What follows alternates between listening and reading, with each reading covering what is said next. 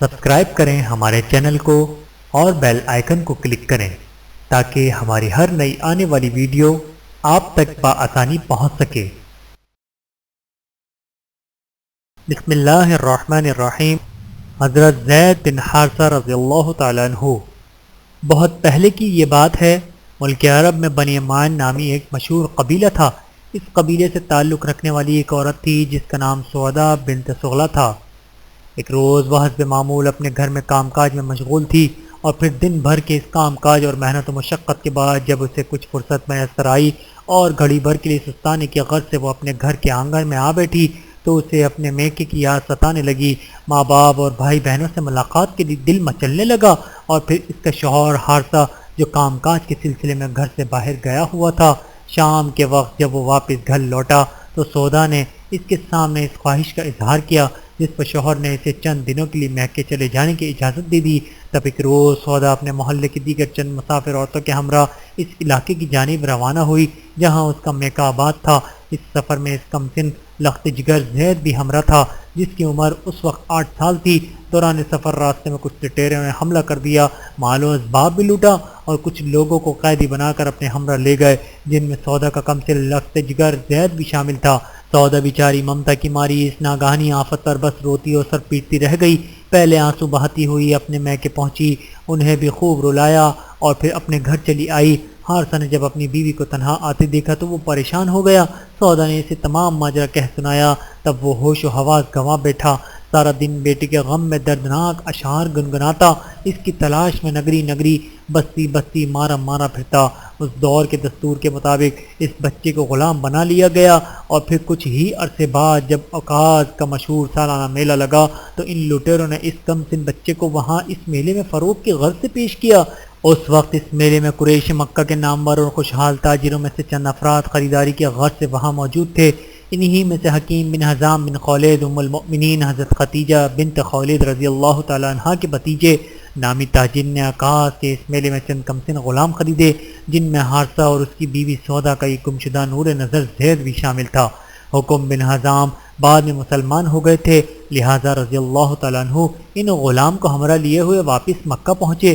ان کی پھوپھی خدیجہ بن خولید رضی اللہ تعالیٰ عنہ کو جب اپنے بھتیجے کی آمد کی اطلاع ملی تو وہ ملاقات نیز خیریت دریافت کرنے کی غرض سے آئیں۔ تب حکیم نے انہیں بتایا کہ پھوپھی جان، میں نے عکاظ کے میلے میں چند غلام خریدے ہیں جو کہ کم سن ہیں، کیونکہ کم سن غلام کی خود تربیت کی جائے تو آئندہ چل کر اس کے ساتھ مفاہمت اور تعامل میں سہولت رہتی ہے۔ اور پھر حکیم نے مزید کہا، پھوپھی جان، ان میں سے کوئی ایک غلام میری طرف سے آپ کے لیے ہدیہ ہے، آپ کی خدمت انجام دے گا، گھریلو کام کاج کر دیا کرے گا، لہٰذا آپ خود پسند کر لیجئے۔ تب خدیجہ نے اب ان سب غلاموں پر سرسری نظر ڈالی تو انہیں زید کی شخصیت اور سراپا میں خاندانی شرافت و نجابت کے آثار نمایاں دکھائی دیے، لہٰذا انہوں نے زید کو پسند کر لیا اور اسے اپنے بھتیجے کی طرف سے بطور ہدیہ قبول کرتے ہوئے اپنے گھر لے آئیں۔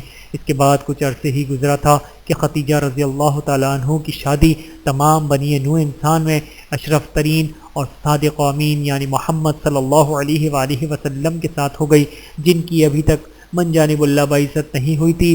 اس شادی کے بعد خدیجہ نے اپنے شوہر نامدار کی دلجوئی کی غرض سے کچھ ہدایت تحائف انہیں پیش کیے، جن میں ایک کم سن غلام زید بھی شامل تھا۔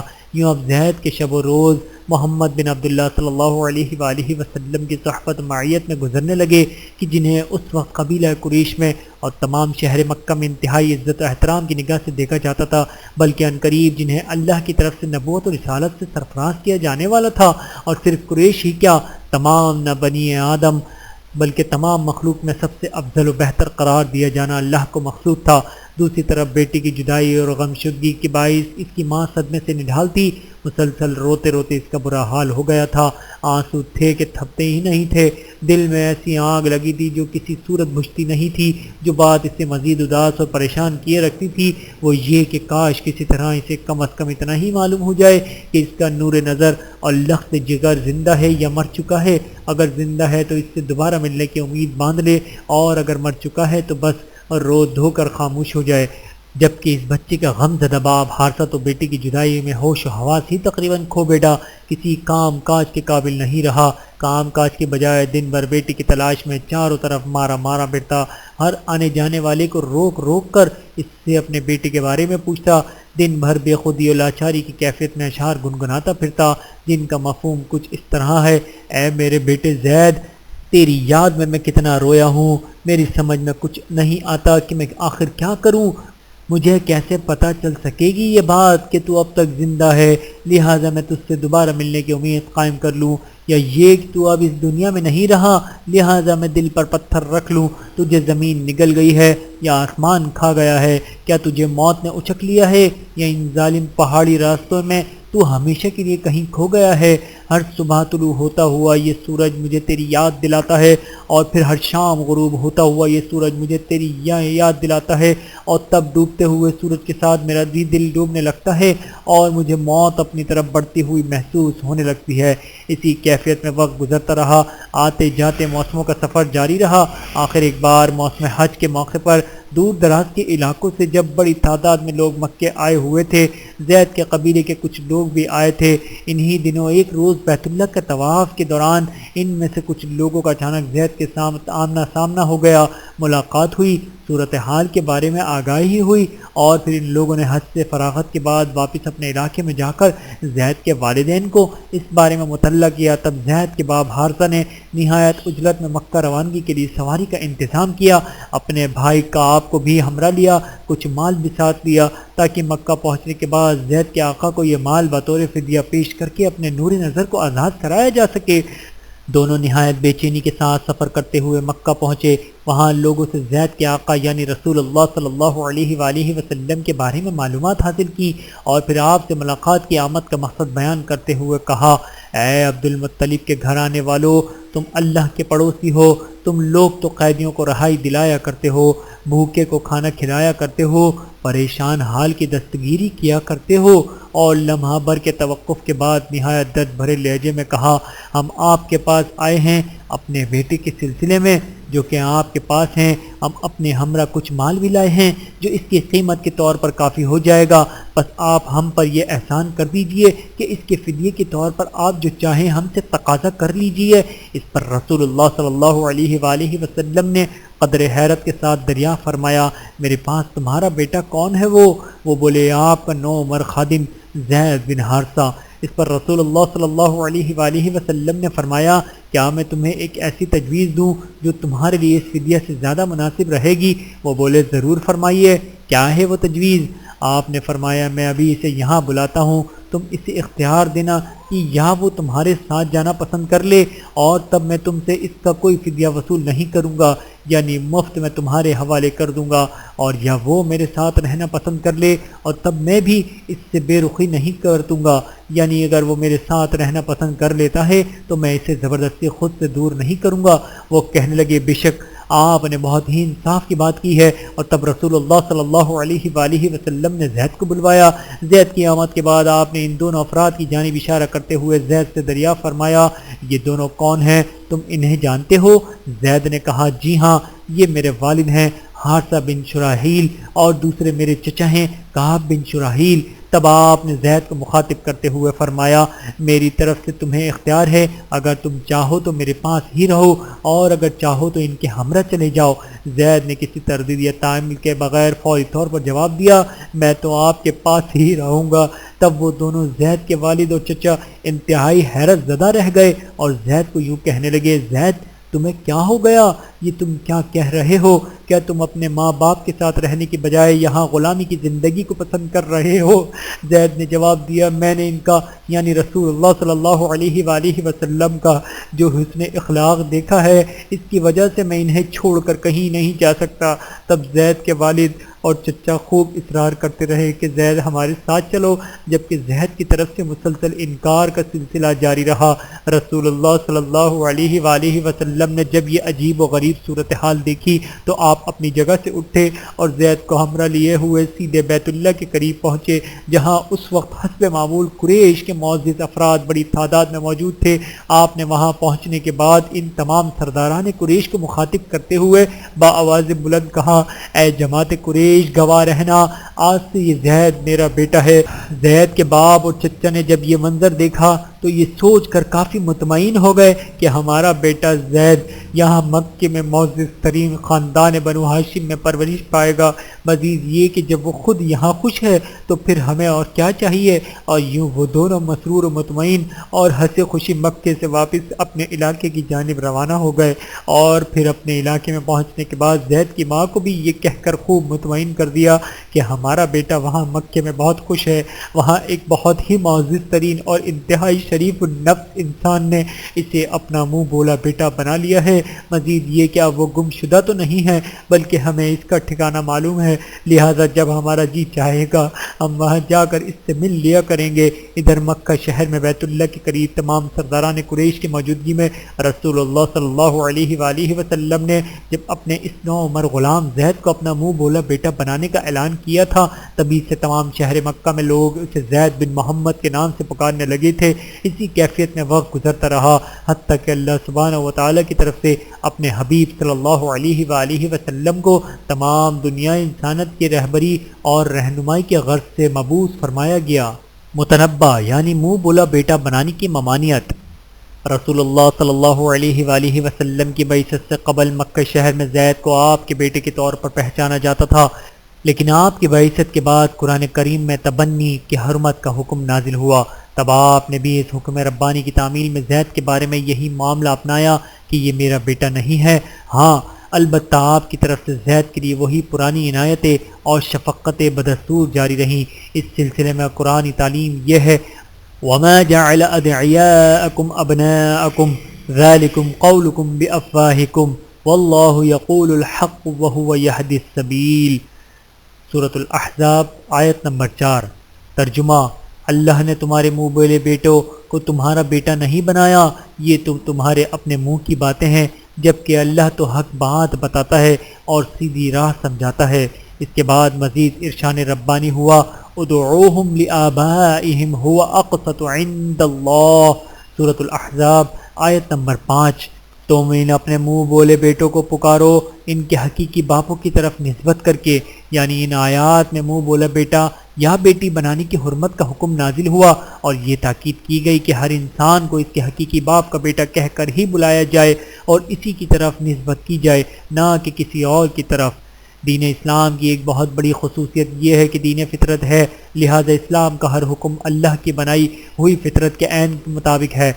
تبنی یعنی کسی کو متنبع یا منہ بولا بیٹا یا بیٹی بنانے میں قدم قدم پر ایسی قباحت ہیں جو اللہ کی بنائی ہوئی ہیں، انسانی فطرت سے مکمل طور پر متصادم ہے۔ چنانچہ جب کوئی میاں بیوی کسی پرائے بچے کو گود لیتے ہیں اور پھر دنیا کے سامنے نیز اس بچے کے سامنے بھی ہمیشہ یہی ظاہر کرتے ہیں کہ وہ ان کا حقیقی بچہ ہے اور وہ اس کے حقیقی ماں باپ ہیں، اسی کیفیت میں وہ بچہ پروان چڑھتا ہے حتیٰ کہ بڑا ہو جاتا ہے۔ لیکن قانون قدرت یہی ہے کہ حقیقت ہرگز چھپ نہیں سکتی، چنانچہ اس بارے میں جب حقیقت منکشف ہوتی ہے تو یہ چیز اس شخص یعنی منہ بولی اولاد کے لیے بہت زیادہ ذہنی کرب اور نفسیاتی صدمے کا باعث بنتی ہے۔ اس کی شخصیت بری طرح ٹوٹ پھوٹ جاتی ہے۔ جنہوں نے اسے پاس پول کر بڑا کیا، کسی قابل بنایا، اب اس کے دل میں ان کے لیے وہ عزت باقی نہیں رہتی، وہ جذباتی تعلق خاطر چکنا چور ہو جاتا ہے، کیونکہ اب وہ اس حقیقت حال کو جان چکا ہوتا ہے کہ میرا تو ان کے ساتھ دراصل کوئی رشتہ نہیں ہے، اب تک جو کچھ تھا وہ محض ایک فریب تھا۔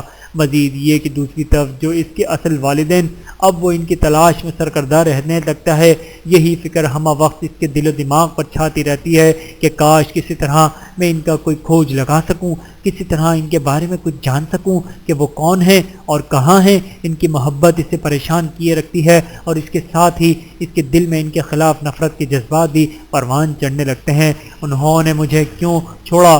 کیا ماں باپ ایسے ہوا کرتے ہیں کہ اپنی ہی اولاد کو کسی دوسرے کی جھولی میں ڈال دیں یا زمانے کے رحم و کرم پر چھوڑ دیں؟ لہٰذا ایک وقت اس کے دل میں اپنے حقیقی والدین کے لیے محبت اور تڑپ، نیز ان کے خلاف نفرت و عداوت کے جذبات کی جنگ اس کے دل و دماغ میں جاری رہتی ہے۔ ظاہر ہے کہ اس جنگ اور اس کشمکش سے کسی اور پر تو کوئی اثر نہیں پڑتا، البتہ خود ہی بیچارہ بس سلگتا رہتا ہے، نفساتی صدموں کے شکنجے میں پھنستا چلا جاتا ہے، اور یوں اس کی تمام زندگی اس کے لیے ایک بہت بڑی الجھن بن کر رہ جاتی ہے۔ یہی وہ اسباب ہیں جن کی بنا پر دین اسلام میں کسی کو متنبع یعنی منہ بولا بیٹا یا بیٹی بنانے کی ممانعت ہے۔ رسول اللہ صلی اللہ علیہ وآلہ وسلم کی عظیم شخصیت، بلند اخلاق اور پاکیزہ سیرت و کردار سے انتہائی متاثر ہونے کی وجہ سے اس نوعمر زید بن حارثہ نے اپنے والدین کے ساتھ جانے کی بجائے آپ صلی اللہ علیہ وآلہ وسلم کے ساتھ رہنا پسند کیا۔ اس وقت زید کو وہم گمان میں بھی یہ بات نہیں تھی کہ جس شخصیت کو انہوں نے اپنے آقا کے طور پر پسند کیا ہے اور اپنے ماں باپ، اپنے خاندان، اپنے بھائی بہن سبھی پر جس شخص کی صحبت و معیت کو ترجیح دی ہے، وہ تو دراصل صرف زید کے آقا ہی نہیں بلکہ انہیں تو اللہ نے تمام جہاں والوں کا آقا بنایا تھا، اور اللہ کی طرف سے تمام دنیا انسانیت کی رہنمائی کے لیے انہیں منتخب کیا گیا تھا۔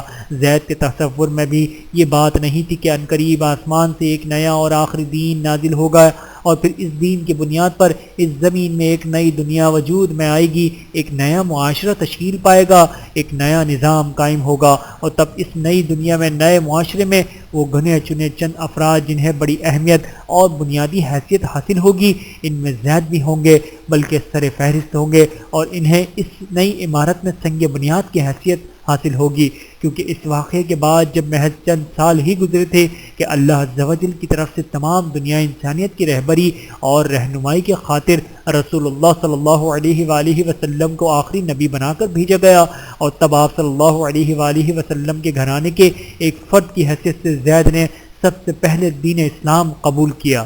جس طرح زید بن حارثہ رضی اللہ تعالیٰ عنہ نے رسول اللہ صلی اللہ علیہ وآلہ وسلم کی صحبت معیت میں رہنے کی خاطر اپنا گھر بار چھوڑا، اپنے ماں باپ کو چھوڑا، نیز جس طرح ان کے دل کی گہرائیوں میں رسول اللہ صلی اللہ علیہ وآلہ وسلم کے لیے محبت و عقیدت اور عزت و احترام کے جذبات خوب سا راسخ ہو چکے تھے، بینہ اسی طرح رسول اللہ صلی اللہ علیہ وآلہ وسلم بھی ہمیشہ زید پر بہت زیادہ شفقت و عنایت فرماتے رہے۔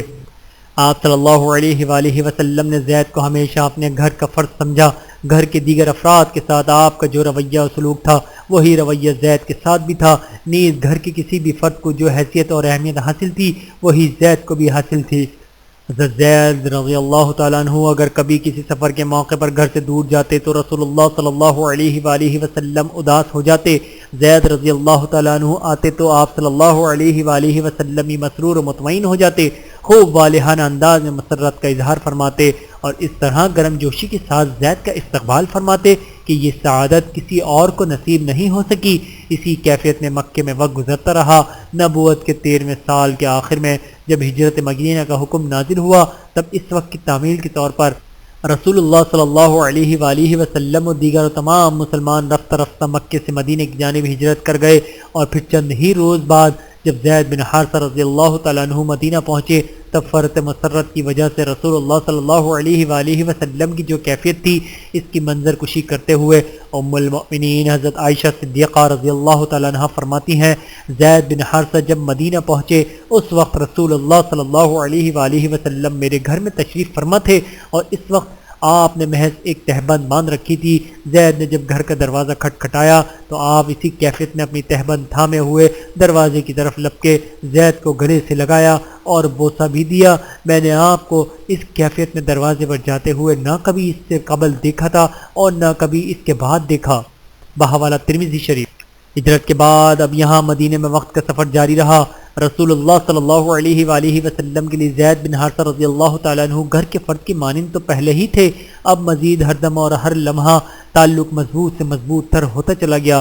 مدنی زندگی میں مخالفین و مشرکین کی طرف سے مسلمانوں کو مسلسل جارحیت کا سامنا کرنا پڑا، جس کے نتیجے میں متعدد غزوات کی نوبت آئی۔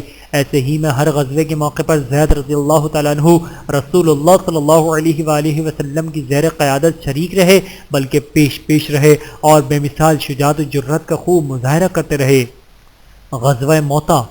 آخر سن 8 ہجری میں ایک بہت بڑی آزمائش سامنے آ کھڑی ہوئی۔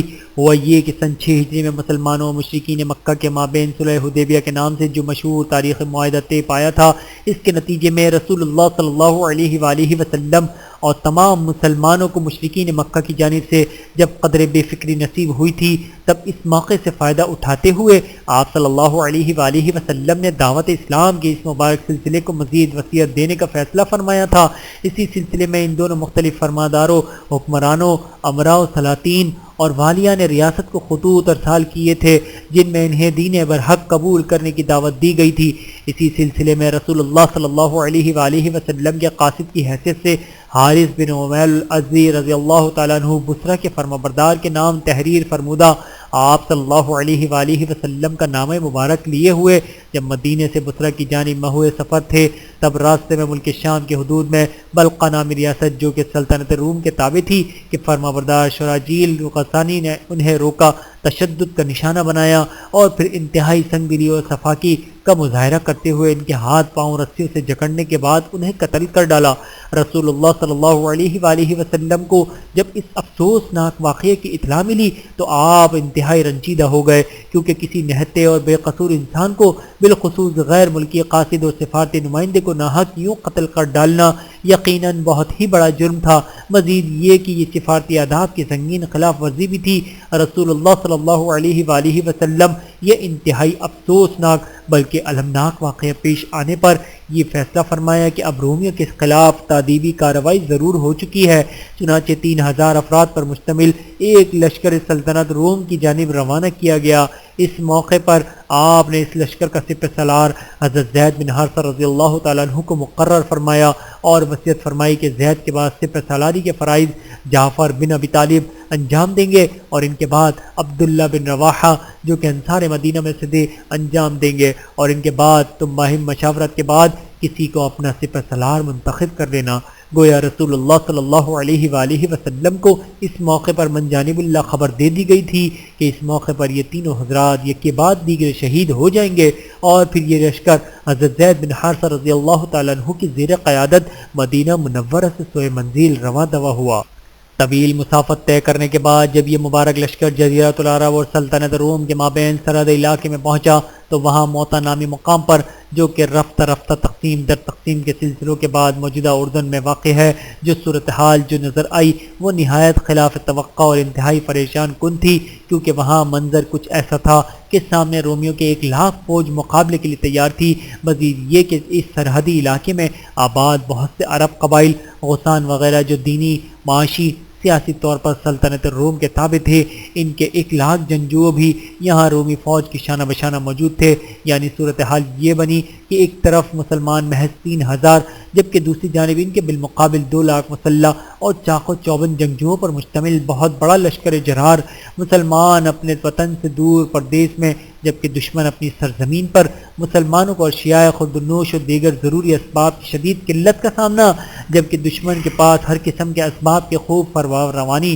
اس خلاف توقع صورتحال کی وجہ سے مسلمان کچھ تردد کا شکار ہو گئے۔ 2 روز تک باہم مشاورت کا سلسلہ چلتا رہا۔ آخر باہمی مشاورت کے اس سلسلے کے بعد یہ طے پایا کہ ہمارا مقصد تو محض فتح ہے یا شہادت، لہذا پیش قدمی کی جائے۔ چنانچہ پیش قدمی شروع ہوئی۔ فریقین میں کوئی توازن ہی نہیں تھا۔ ایک طرف فقط 3,000 مسلمان اور وہ بھی گھر سے بے گھر، وطن سے بہت دور، یہاں دشمن کی سرزمین پر، جبکہ دوسری جانب 2,00,000 جنگجو خود اپنی ہی سرزمین پر اور اپنے ہی علاقے میں، مگر اس کے باوجود دونوں جانب سے نہایت زوردار یلغار ہوئی۔ زید بن حارثہ رضی اللہ تعالیٰ عنہ سپہ سالار کی حیثیت سے پیش تھے۔ رسول اللہ صلی اللہ علیہ وآلہ وسلم نے خود اپنے دستے مبارک سے زید کو نام خدا کا جو جھنڈا تھمایا تھا، اس مبارک جھنڈے کو بلند رکھنے کے لیے اور اس کی حرمت و عظمت کو ہر قیمت پر قائم و دائم رکھنے کے لیے اس روز زید نے شجاعت و بہادری کے ایسے جوہر دکھائے کہ شاید چشم فلک نے اس سے قبل کبھی ایسے مناظر نہیں دیکھے ہوں گے۔ رسول اللہ صلی اللہ علیہ وآلہ وسلم کی طرف سے عنایت فرمودہ اس مبارک جھنڈے کو بلند رکھنے کی خاطر وہ آخری دم تک نہایت ثابت قدمی کے ساتھ میدان میں ڈٹے رہے۔